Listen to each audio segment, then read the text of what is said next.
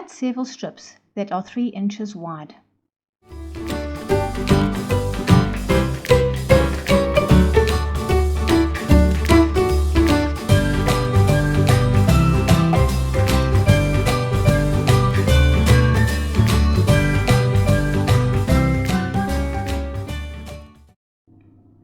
To create your binding, you're going to add 2 strips to each other.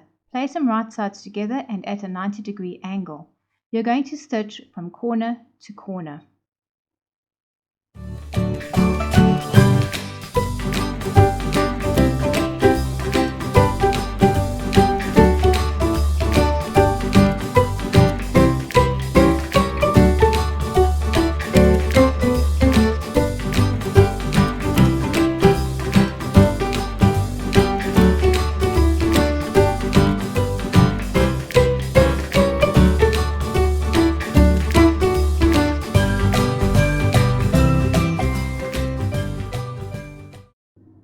Once your pieces are stitched, trim back its seam by 1/4 inch.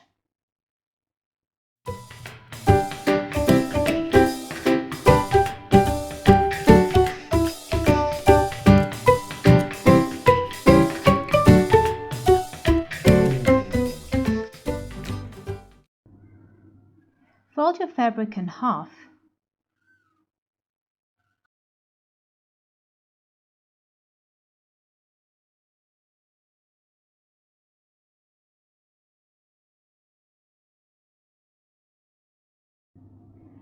We are now ready to add the binding to your quilt.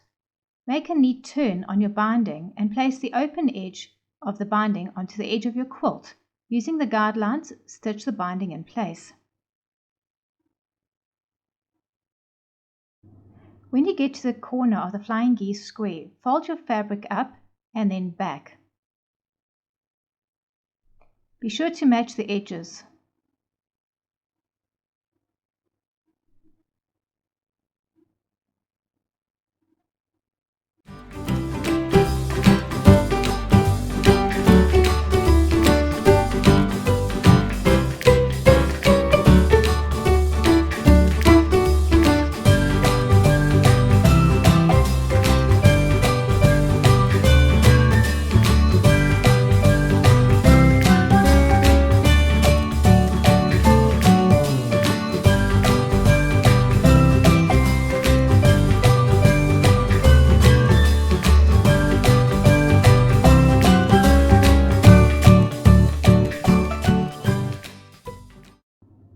When everything is folded neatly, start stitching down the side of the square.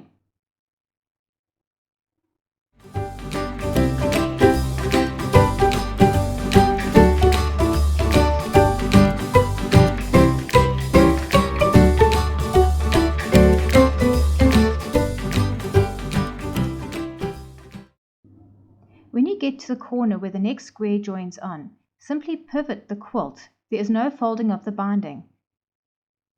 If necessary, you can always clip the fabric by the quilt, just do not clip the binding.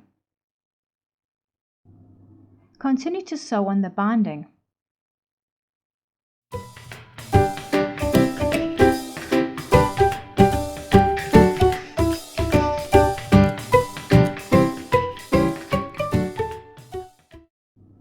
When you've gone right around your quilt with the binding, overlap the open edges at the end of the binding.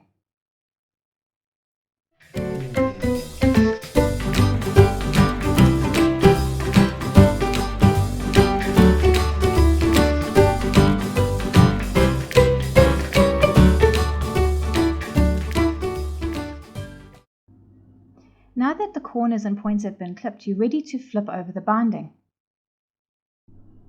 Flip the binding over and carefully fold the corners as you go. Use pins or clips to hold the binding in place. When the binding is completely folded over, stitch in place. I generally like to stitch mine by hand as it gives a very nice neat finish, but you can do yours by machine if you want.